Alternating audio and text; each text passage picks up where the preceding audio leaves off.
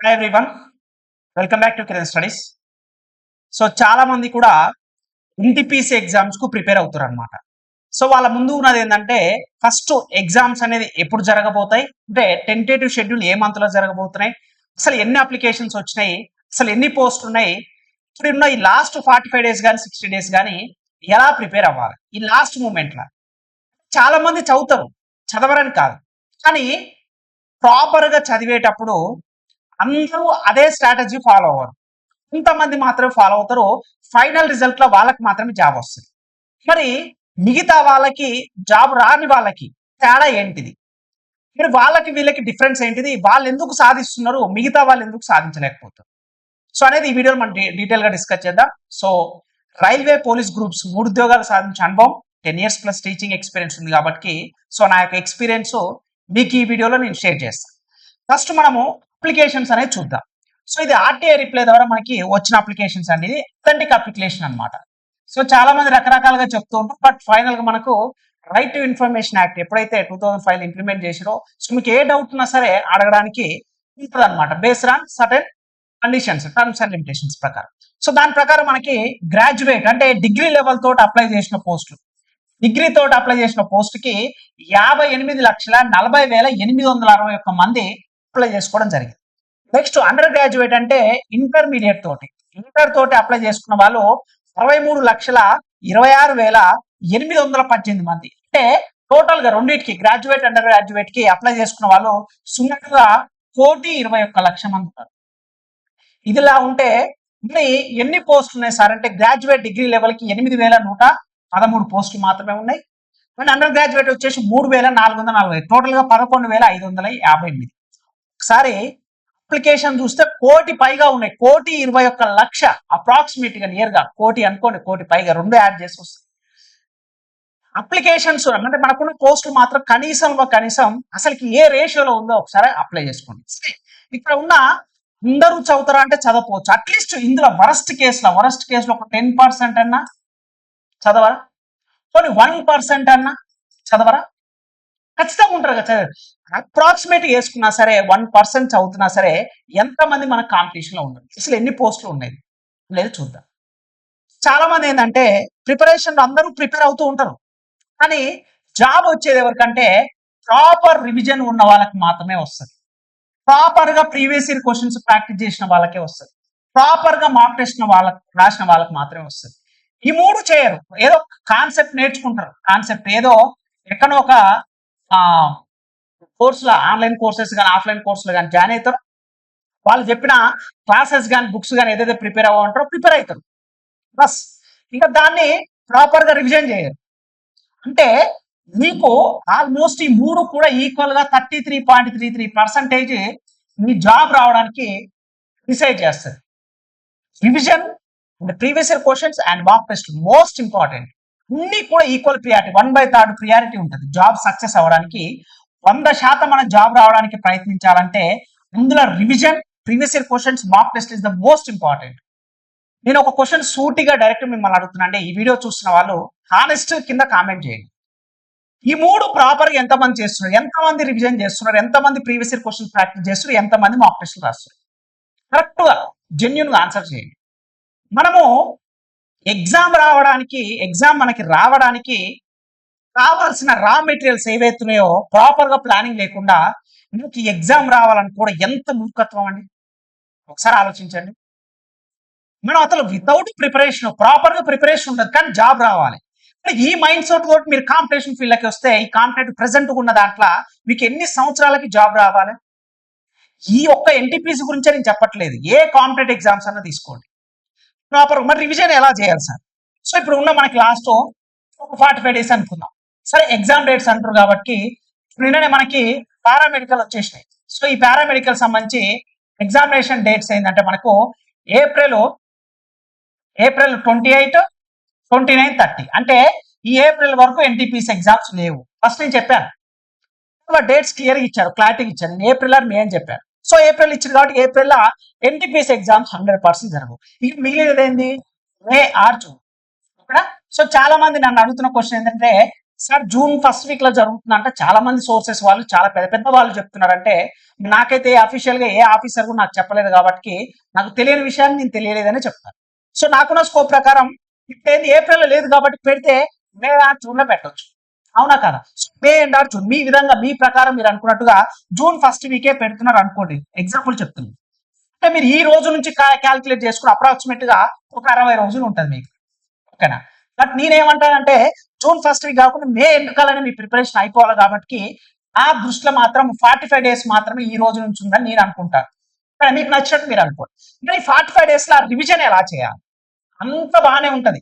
Revision is the most important. మనం ఎంత చదివింది కాదు, మన మైండ్ లో ఎంత వరకు గుర్తుంది, అది ఎగ్జామ్ వాళ్ళకి వెళ్తే నేను ఎంత వరకు అవుట్పుట్ ఇవ్వగలుగుతాను. అవునా కదా? అది అనేది ప్రతి ఒక్కరికి ఇంపార్టెంట్. సో నేను చెప్పేది ఏంటంటే ఫర్ ఎగ్జాంపుల్ మండే రోజు ఏ సబ్జెక్ట్ అయినా చదవండి. మండే రోజు మార్నింగ్ 5 AM నుంచి నైట్ 10:30 వరకు లేదా 10 PM వరకు మీరు ఏ సబ్జెక్ట్ అయినా ప్రిపేర్ అవ్వండి. ప్రాబ్లం ఏమీ లేదు.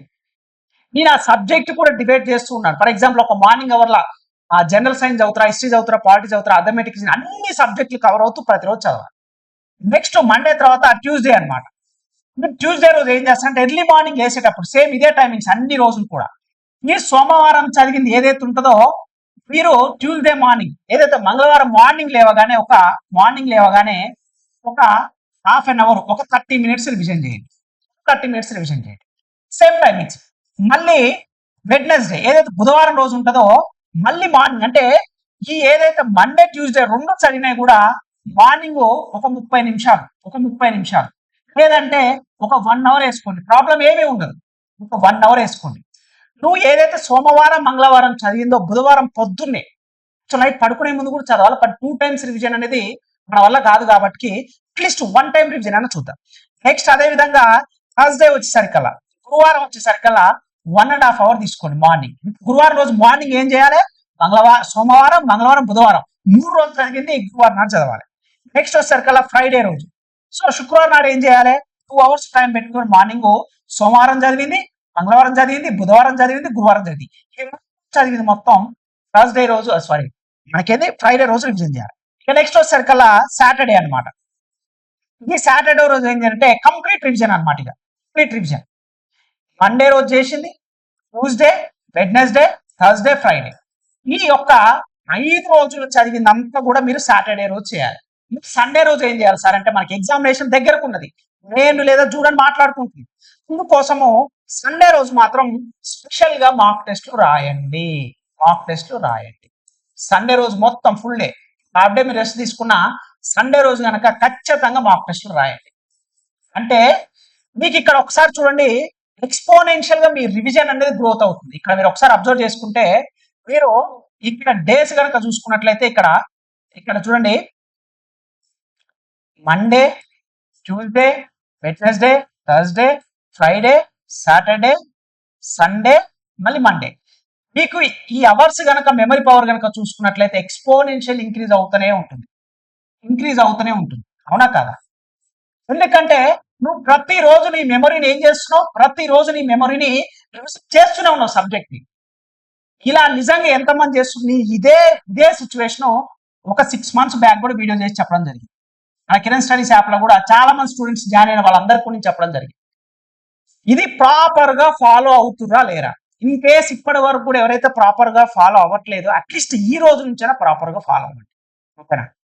ఇప్పటికి కూడా మీరు ఈ స్ట్రాటజీ కనుక ఫాలో అవ్వకపోతే ఏంటిది నేను చెప్పినట్టుగా రివిజన్, నేను చెప్పిన విధంగా ప్రీవియస్ ఇయర్ క్వశ్చన్స్, ఆ రివిజన్ లోనే ప్రీవియస్ ఇయర్ క్వశ్చన్స్ కూడా మీకు ఒక భాగం అనమాట. దాంతో పాటు మాక్ టెస్ట్లకి స్పెషల్ డే. ఇలా గనక నేను చెప్పిన ఈ 45 days గనక ఎవరైతే ఫాలో అవుతారో ఖచ్చితంగా వాళ్ళకి 100% కాంపిటీషన్ ఉంటుంది. అలా నో డౌట్. మరి ఇవన్నీ ఎక్కడ దొరుకుతాయి సార్ అంటే మీకు ఒకవేళ ఇంట్రెస్ట్ ఉంటే మీరు ప్లే స్టోర్కి వెళ్ళి కిరణ్ స్టడీస్ అనే యాప్ డౌన్లోడ్ చేసుకోండి. ఓకేనా? మీకు ఇందులో కావాల్సిన కంప్లీట్ కంటెంట్ ఉంటుంది, అంటే ప్రీవియస్ ఇయర్ క్వశ్చన్స్ ఉంటాయి, అదేవిధంగా మాక్ టెస్ట్లు కూడా ఉంటాయి. మాక్ టెస్ట్ యొక్క ఇంపార్టెన్స్ కూడా చాలా ఉంటుంది. నేను ఆల్మోస్ట్ అన్ని కూడా కలిపి 3300 మాక్ టెస్ట్లు ఇచ్చాను. ఇందులో మీకు ఎన్పిపిసి ఉంటుంది, గ్రూప్ ఉంటుంది, ఏఎల్పి ఉంటుంది, టెక్నీషియన్ అన్ని, ఆర్పిఎఫ్, ఎస్ఐ కానిస్టేబుల్ ఉంటుంది, ఆర్ఆర్పిజే అన్ని కూడా విత్ ఎక్స్ప్లెనేషన్ తోటి 3,300 మార్క్ టెస్ట్లు ఉంటాయి. సార్ ఊకోండి సార్, మీరేదో అమ్ముడు పోవాలని చెప్పి మీకు డబ్బులు రావాలి కాబట్టి మీరు బిజినెస్ చేసుకోవాలి కాబట్టి మిమ్మల్ని మార్క్ టెస్టులు రాయమంటారు సార్. మీకెందుకు సార్ మార్క్ టెస్టులు?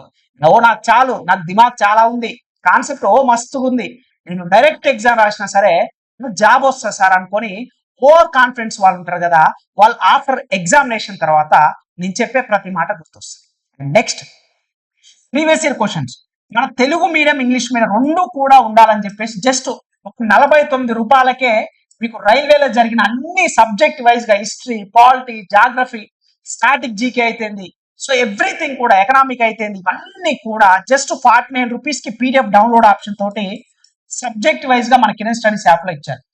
చాలే సార్, ఇది కూడా మీ బిజినెస్ అంటే ఒక విషయం గుర్తుపెట్టుకోండి, మన ఏ వస్తువుకైనా ₹1 స్పెండ్ చేస్తున్నామంటే ఖచ్చితంగా దానికి మనం యూటిలైజ్ చేసుకుంటున్నాం కాబట్టి ₹1 స్పెండ్ చేస్తున్నాం.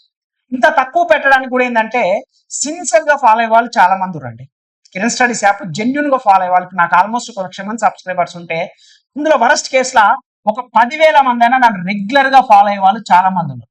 రీసెంట్ గా టెక్నీషియన్ గ్రేడ్ 1 లా కొంతమంది స్టూడెంట్స్ సెలెక్ట్ కావడం జరిగింది, టెక్నీషియన్ గ్రేడ్ 3 కూడా సెలెక్ట్ కావడం జరిగింది. మన వాట్సాప్ లో కానీ మన టెలిగ్రామ్ లో కానీ నేను పోస్ట్ చేశాను వాళ్ళ యొక్క రూల్ నెంబర్ తో సహా.